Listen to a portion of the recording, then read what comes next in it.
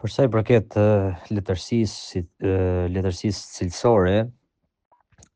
në raport me atë që brezim ka studiuar në shkolla, letërsia shqiptare, unë mendoj që kemi një zbehje të madhe dhe vitet në vazhdim do ta tregojnë këtë, kur kemi pasur pra fatin të lexojmë autor të mëdhenj shqiptar, kemi pasur fatin të kemi veprat tona shqiptare me vlera të mëdha, të cilat janë vlerësuar nëpër botë, dhe pa diskutim në këtë këndvështrim lexuesit i mungon letërsia cilësore, por unë mendoj që edhe vetë lexuesi duhet të di të kërkoj letërsinë cilësore, duhet të di të hulumtoj. Nëse flasim për letërsinë në përgjithësi, veprat botërore ka vepra botërore jashtëzakonisht cilësore,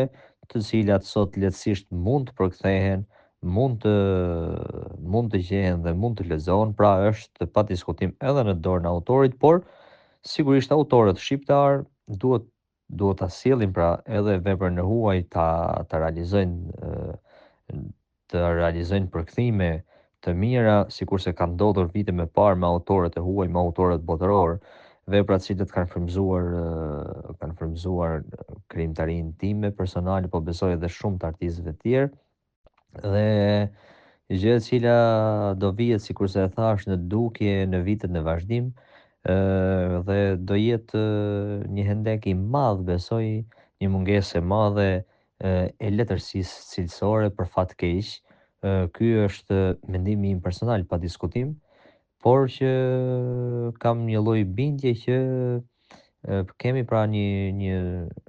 rënje të cilësisë së letërsisë së mirë fill, dhe duhet të krijohen mekanizmat e duhur, duhet të krijohen